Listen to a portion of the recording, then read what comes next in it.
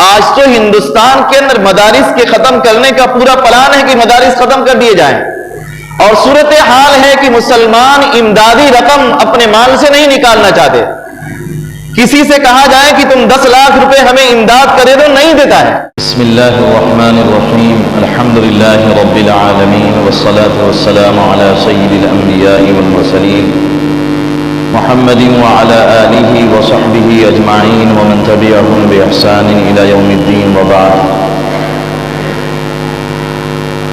فقد قال اللہ تبارک وتعالی فی کلامہ المجید والفرقان الحمید، اعوذ باللہ من الشیطان الرجیم، بسم اللہ الرحمن الرحیم، انما الصدقات للفقراء والمساکین والعاملین علیہا والمؤلفۃ قلوبهم وفی الرقاب والغارمین وفی سبیل اللہ وابن السبیل فریضۃ من اللہ واللہ علیم حکیم، صدق اللہ مولانا العظیم۔ میرے بھائیوں، بزرگوں اور دوستوں،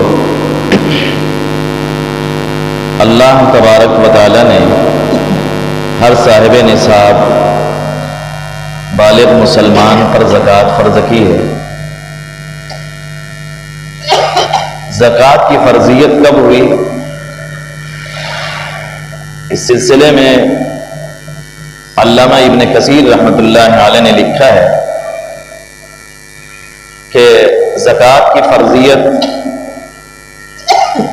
مکہ کے اندر ہی ہو گئی تھی، اس لیے کہ زکوٰۃ کا تذکرہ اللہ تبارک و تعالی نے سورہ مزمل میں کیا ہے، اور سورہ مزمل ان آیات میں سے ہے، ان سورتوں میں سے ہے جس کا نزول مکی زندگی کے اندر ہی ہوا ہے، ہجرت سے پہلے ہوا۔ اسی لیے وہ مانتے ہیں کہ زکوٰۃ کی فرضیت بھی ہجرت کرنے سے پہلے ہی ہو گئی تھی، لیکن زکوٰۃ کے تفصیلی احکام ہجرت کے بعد نازل ہوئے ہیں، بلکہ جب مکہ فتح ہو گیا تب اللہ کے نبی صلی اللہ علیہ وسلم نے زکوٰۃ کے تفصیلی احکام کو بیان کیا، اور جناب نبی کریم صلی اللہ علیہ وسلم نے حضرت عمر اور حضرت عمرو بن حزم رضی اللہ تعالی عنہما کو زکوٰۃ کی فرضیت کی مقدار اور اس کی مکمل تفصیلات کو لکھ کر دیا تھا تاکہ بعد والوں تک زکوٰۃ کے تفصیلی احکام پہنچ جائیں۔ جو آیت کریمہ میں نے آپ کے سامنے پڑھی ہے، اس آیت میں اللہ تبارک و تعالیٰ نے اس بات کو بیان فرمایا ہے کہ زکوٰۃ کن کو دی جائے گی۔ آیت کریمہ کا شان نزول یہ بیان کیا جاتا ہے کہ زیاد بن حارث السدائی رضی اللہ تعالی عنہ اللہ کے نبی صلی اللہ علیہ وسلم کی خدمت میں حاضر ہوئے تو آپ کو دیکھا کہ آپ لشکر تیار کر رہے ہیں ان کی قوم پر حملہ کرنے کے لیے، ابھی ان کی قوم مسلمان نہیں ہوئی تھی۔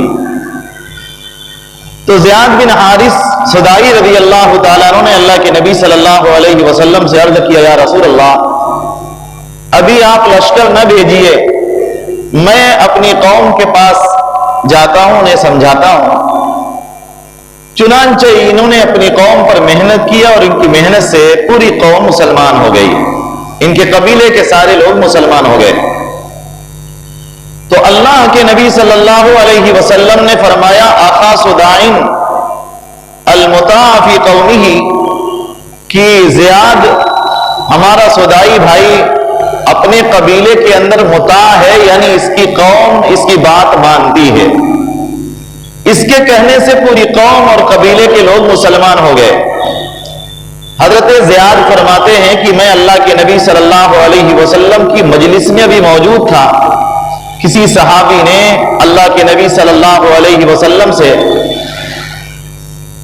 کچھ سوال کیا، کچھ مانگا، اسی موقع پر اللہ کے نبی صلی اللہ علیہ وسلم پر یہ آیت کریمہ نازل ہوئی، اور آپ نے فرمایا کہ اللہ تعالیٰ نے مجھے مکلف کیا ہے کہ میں زکوٰۃ کا مال ہر ایک کو نہیں دے سکتا، بلکہ زکوٰۃ کا مال خرچ کرنے کے لیے اللہ تبارک و تعالیٰ نے کچھ افراد کو اور کچھ صفات کو متعین فرمایا ہے۔ اگر ان کے اندر یہ صفات پائی جائیں گی تو میں انہیں زکات دوں گا ورنہ زکات نہیں دوں گا۔ یہاں پر اللہ تبارک و تعالی نے آغاز کے اندر ہی فرمایا انما الصدقات، انما حصر کے لیے آتا ہے، عربی زبان کا ایک ضابطہ ہے، ضابطہ حصر، یعنی صدقات زکات کے مال صرف انہی لوگوں کو دیے جائیں گے جن کا تذکرہ ہو رہا ہے، وہ 8 قسم کے لوگ ہیں، انما الصدقات للفقراء۔ اور یہاں پر اللہ تبارک و تعالی نے صدقات کا لفظ استعمال کیا۔ صدقات صدقہ کی جمع ہے۔ امام قرطبی رحمۃ اللہ علیہ نے لکھا ہے کہ قرآن کریم میں کہیں بھی صدقہ کا لفظ آیا تو صدقہ سے مراد نفلی صدقہ نہیں ہے۔ اگر صدقہ کا لفظ مطلقاً قرآن میں آیا تو اس سے مراد نفلی صدقہ نہیں بلکہ فرض صدقہ ہے، یعنی زکات ہے۔ تو زکات کے معنی کو ادا کرنے کے لیے اللہ تبارک و تعالیٰ نے لفظ زکات بھی ذکر فرمایا اور لفظ صدقہ بھی ذکر فرمایا ہے۔ دونوں کا مفہوم ایک ہے کہ زکات ان 8 قسم کے لوگوں کو دی جائے گی، انما الصدقات للفقراء والمساکین۔ اس میں یہ دو جو ہے آپ غور کریں گے کہ جن کو صدقات یعنی زکات دی جا رہی ہیں وہ کون لوگ ہیں۔ 8 قسم کے لوگوں کا اللہ تعالیٰ نے تذکرہ فرمایا ہے، یا 8 قسم کے لوگ کون ہیں، ان کی صفات کیا ہیں، تو آپ کو 2 نتیجہ نکل کر سامنے آئے گا۔ پہلا نتیجہ تو یہ ہوگا کہ اللہ تبارک و تعالیٰ کسی کو زکات دینے کا حکم دیتے ہیں اس کی ضرورت کی بنیاد پر، اور دوسرا نتیجہ یہ نکلے گا کہ اللہ تبارک و تعالیٰ کسی کو زکات دیتے ہیں دین اسلام کی سربلندی اور دین اسلام کی حفاظت کی خاطر۔ یہ 2 مقاصد ہیں اور ان 2 مقصد کے لیے زکات دی جاتی ہے۔ اللہ تبارک و تعالیٰ نے رزق کا ذمہ لیا ہے، وما من دابۃ فی الارض الا علی اللہ رزقها، روئے زمین پر جتنے لوگ ہیں ان کی روزی اللہ تعالیٰ کے ذمے ہے۔ اللہ تبارک و تعالیٰ سب کو کھلاتے ہیں، لیکن ظاہر ہے کسی کے آنگن میں پیسے برستے نہیں ہیں۔ اللہ رب العزت کے یہ انتظام ہے کہ اللہ تعالیٰ نے کسی کو مالدار بنا دیا اور کسی کو فقیر بنا دیا۔ دنیا کا یہ نظام دنیا کی مصلحت کو سامنے رکھ کر کیا گیا ہے۔ اگر ہر آدمی مالدار ہوتا تو کون کس کے یہاں مزدوری کرتا اور کون کس کی ضرورت پوری کرتا، اور ہر شخص سے ہر کام ہو بھی نہیں سکتا تھا۔ اسی لیے اللہ تبارک و تعالیٰ نے کچھ لوگوں کو مالدار بنایا، کچھ لوگوں کو غریب بنایا، اور یہ اللہ تبارک و تعالیٰ کے عین مصلحت کے مطابق ہے اور دنیا کی مصلحت کے مطابق ہے، تاکہ دنیا کا نظام چل سکے۔ اور اللہ تبارک و تعالیٰ نے قرآن کریم میں کئی جگہ اس مضمون کو بیان فرمایا، وفی اموالہم حق للسائل والمحروم، کہ مالداروں کے مال میں فقراء اور مساکین کا حق ہے۔ لہذا زکات نکالنے والے یہ نہ سمجھیں کہ ہم کسی پر احسان کر رہے ہیں، بلکہ اللہ تبارک و تعالیٰ نے ان کے مال میں فقراء اور مساکین کا حق رکھ دیا ہے، اور ان کی ذمہ داری ہے کہ آپ اس حق کو ادا کریں، نہیں ادا کریں گے تو گناہگار ہوں گے۔ جناب نبی کریم صلی اللہ علیہ وسلم کی خدمت میں ایک شخص حاضر ہوا، کہا اللہ کے رسول صلی اللہ علیہ وسلم میرے لیے دعا فرما دیجئے کہ اللہ تعالیٰ مجھے خوب برکت دے، میرے پاس مال کی کثرت ہو۔ اللہ کے نبی صلی اللہ علیہ وسلم نے اس کے لیے دعا دی اور ان کے مال میں خوب برکت ہو گئی۔ ہر طرح کے مال ان کے پاس اکٹھا ہو گئے، اونٹ بھی تھے، بکریاں بھی تھیں، اور دراہیم و دنانیر بھی تھے، ہر طرح کے مال اللہ تبارک و تعالیٰ نے انہیں عطا فرما دیے۔ اور جب جناب نبی کریم صلی اللہ علیہ وسلم نے زکات وصولنے کے لیے ان کے پاس عامل کو روانہ فرمایا کہ جاؤ زکات لے کر آؤ فلاں کے یہاں سے، جب پہنچے تو اس نے کہا کہ میں نہیں دوں گا، یہ تو میری محنت کی وجہ سے مال ملا ہے، میں زکات کیوں نکالوں؟ زکات دینے سے انہوں نے انکار کر دیا۔ جناب نبی کریم صلی اللہ علیہ وسلم کی رحلت ہو گئی، آپ صلی اللہ علیہ وسلم کی وفات ہوئی۔ آپ کی وفات کے بعد سیدنا ابوبکر صدیق رضی اللہ تعالیٰ عنہ کے زمانے میں اس شخص نے خود چاہا کہ میں زکات دے دوں، حضرت صدیق اکبر نے زکات لینے سے انکار کر دیا. کہا کہ جب تم نے رسول اللہ صلی اللہ علیہ وسلم کے مانگنے سے ادا نہیں کیا تو اب میں تیری زکات نہیں لوں گا. حضرت عمر فاروق کا زمانہ آیا, وہ لے کر آیا, حضرت عمر نے قبول نہیں فرمایا. پھر حضرت عثمان بن عفان رضی اللہ تعالیٰ عنہ کے زمانے میں بھی لے کر آیا, انہوں نے بھی قبول نہیں کیا. یہاں تک کہ اس کا انتقال ہو گیا, کسی مسلمان حاکم نے اس کی زکات قبول نہیں کی. آج ہمارے معاشرے میں زکات دینا ایک بوجھ سمجھا جاتا ہے. شوق سے عبادت, جیسے نماز ہم پڑھتے ہیں بڑے شوق سے پڑھتے ہیں, جمعہ پڑھنے آپ لوگ آئے ہیں اس لیے کہ اللہ تبارک و تعالیٰ نے فرض کیا ہے, اور بہت شوق سے آپ جمعہ کی نماز ادا کرتے ہیں. زکات دیتے وقت وہ شوق نہیں رہتا ہے, بہت سارے چہروں پر بل پڑ جاتا ہے, شکن آ جاتے ہیں. ادائیگی کے وقت دل خوش ہونا چاہیے, خوش ہو کر دیجئے اور یہ سمجھیے کہ اللہ تبارک و تعالیٰ نے میرے ذمے زکات فرض فرمائی ہے, میں کوئی احسان نہیں کر رہا ہوں, اللہ تبارک و تعالیٰ کا فرض ادا کر رہا ہوں. عبادت شوق سے ادا کی جاتی ہے. حج آپ کرتے ہیں, بڑے کتنے شوق سے لوگ حج کرنے جاتے ہیں. اسی طرح زکات بھی ایک عبادت ہے, مالی عبادت. اس عبادت کو بھی بڑے شوق اور خندہ پیشانی سے ادا کرنا ہے. اور زکات کے جو مصارف اللہ تبارک و تعالیٰ نے متعین فرمائے, انہی مصارف میں زکات کے مال کو لگانا ہے. انما الصدقات للفقراء والمساکین, زکات دی جائے گی فقراء اور مساکین کو. دو لفظ یہاں پر اللہ تعالیٰ نے استعمال کیا ہے, ایک فقیر کا, دوسرے مسکین کا. فقیر اور مسکین کے درمیان نتیجے کے اعتبار سے تو کوئی فرق نہیں ہے, لیکن ان دونوں کی حقیقت کے اندر فرق ہے. فقیر اس کو کہتے ہیں جس کے پاس بالکل مال ہی نہ ہو. مسکین اس کو کہتے ہیں جس کے پاس مال تو ہے لیکن اس کی ضرورت کے لیے کافی نہیں ہے.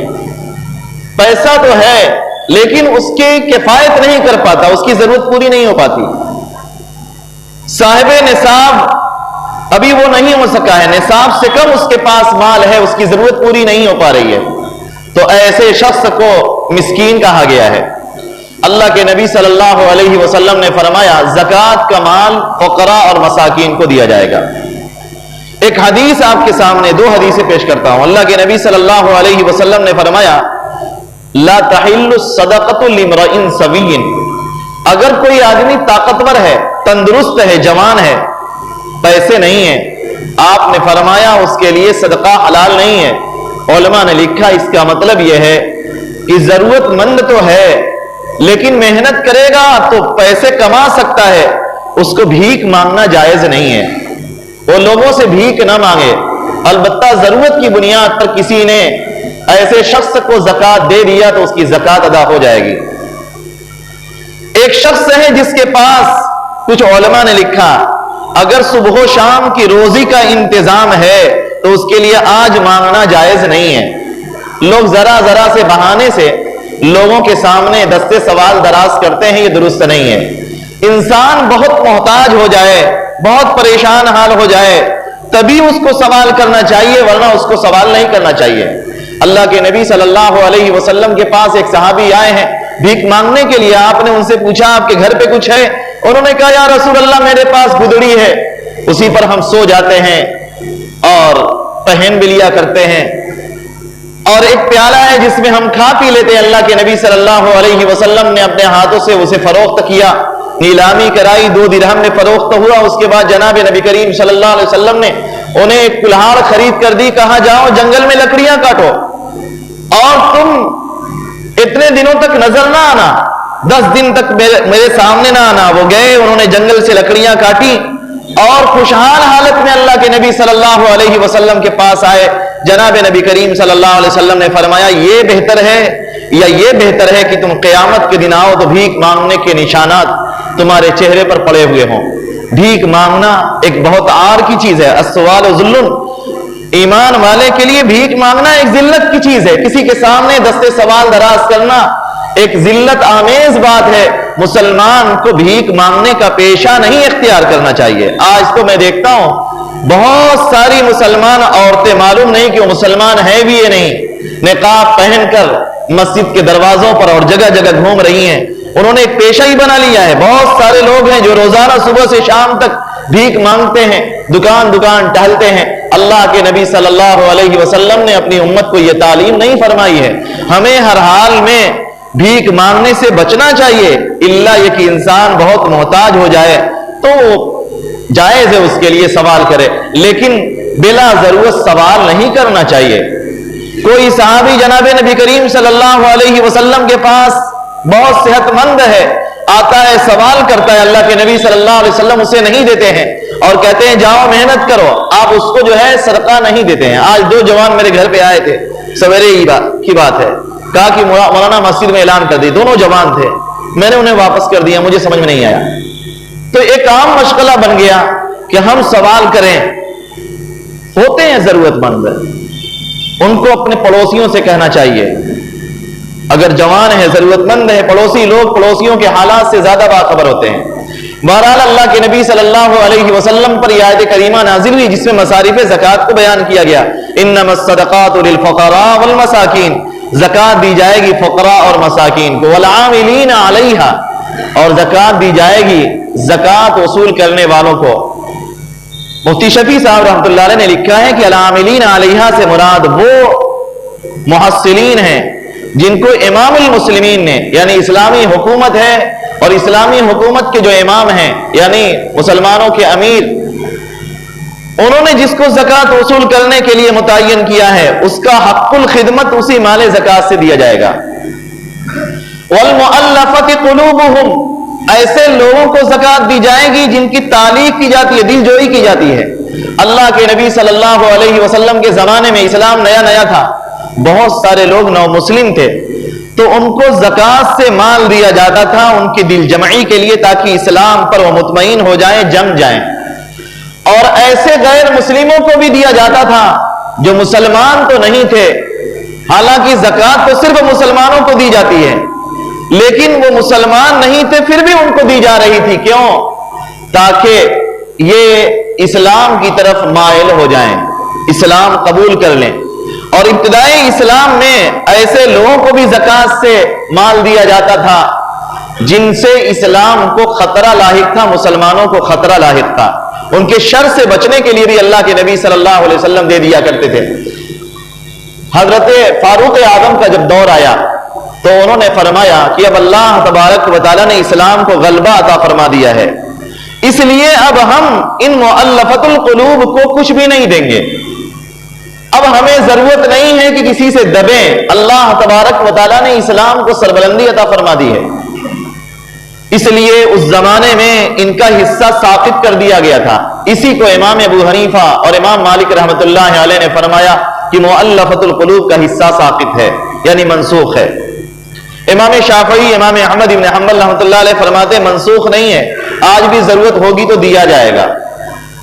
وفی الرقاب، اور گردنوں کو آزاد کرانے میں دیا جائے گا۔ پہلے زمانے میں غلام ہوا کرتے تھے، ان غلاموں کو ان کے آقا کہتے تھے کہ تم مجھے 1000 درہم دو تو میں تمہیں آزاد کر دوں گا، اس کو مکاتب کہا جاتا تھا۔ اب 1000 درہم کا اس کے پاس انتظام نہیں ہوتا تھا، وہ محنت کرتا تھا اس کو چھڑانے کے لیے، یا کوئی قیدی ہو گیا، مسلمان قیدی کو چھڑانے کے لیے اس کے پاس مال نہیں ہے، اس کو چھڑانے کے لیے زکوٰۃ کے مال سے مدد کی جاتی تھی تاکہ وہ قید سے رہائی پا جائے۔ تو رقاب کے اندر یعنی گردنوں کو چھڑانے میں، مسلمانوں کو چھڑانے کے لیے، چھٹکارا دلانے کے لیے بھی زکوٰۃ کی رقم دی جاتی تھی۔ والغارمین، مقروضوں کو زکوٰۃ دی جائے گی۔ ایک شخص کے پاس مال تو ہے لیکن وہ بہت زیادہ مقروض ہے، 1 لاکھ روپے ہیں، 10 لاکھ کا وہ مقروض ہے، اس مقروض کی مدد کرنا بہت ضروری ہے تاکہ اس کا قرض ادا ہو جائے۔ والغارمین وفی سبیل اللہ، اللہ کے راستے میں جو لوگ جہاد کرنے والے مجاہدین ہیں، جن مجاہدین کے پاس مال نہیں ہے، ان مجاہدین کی بھی مدد کی جائے گی تاکہ کھل کر اللہ کے راستے میں جہاد کر سکیں۔ وابن السبیل، ایک مسافر ہے، اپنے وطن سے نکلا، وطن کے اندر تو اس کے پاس مال بہت ہے لیکن جہاں پر وہ پہنچا ہے وہاں اس کے پاس مال نہیں ہے، ایسے مسافروں کی بھی مدد کی جائے گی۔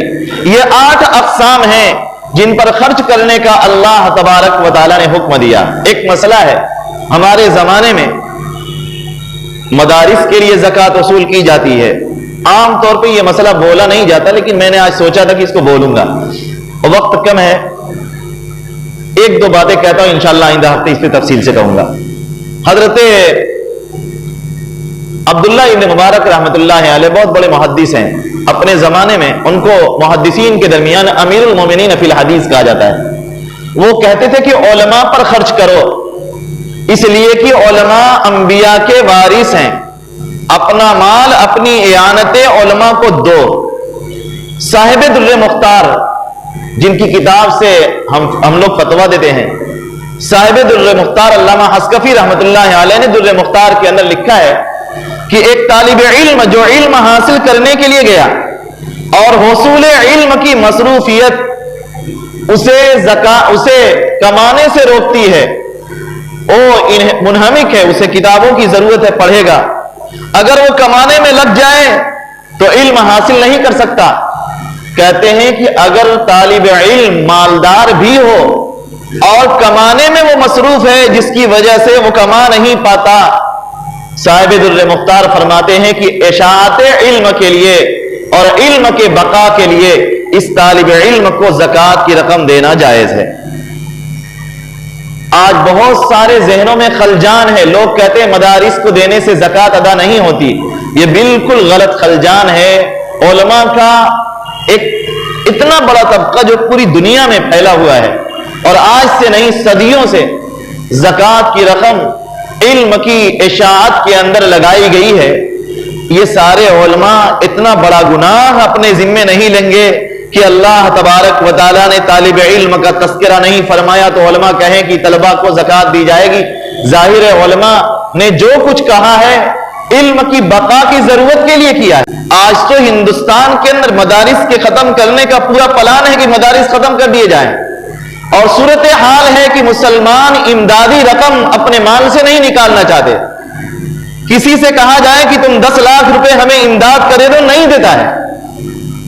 ایک عمارت مدرسے کی بنانی ہو نہیں بن پاتی ہے، آپ چندہ نہیں دینا چاہتے۔ امداد کی جو رقم ہے بڑی مشکل سے زکوٰۃ اکٹھا ہوتی ہے، وہ بھی پورے سال محنت کرنے کے بعد بڑی مشکل سے، بڑی دشواریوں سے۔ لاکھوں کی تعداد میں ہندوستان میں پھیلے مدارس ہیں، اگر یہ مدارس نہ ہو تو ہندوستان میں علم اور علماء بچیں گے نہیں، اور علم اور علماء نہیں بچیں گے تو دین بھی نہیں بچے گا، یاد رکھیے گا۔ نہ کوئی تبلیغی جماعت بچے گی، نہ کوئی خانقاہ بچے گی، نہ کوئی امام ملے گا، سارا نظام ختم ہو جائے گا۔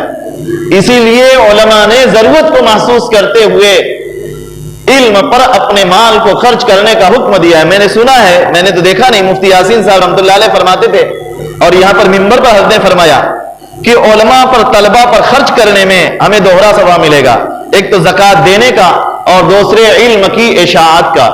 اللہ تبارک و تعالی ہمیں صحیح سمجھ عطا فرمائے۔ وآخر دعوانا الحمدللہ۔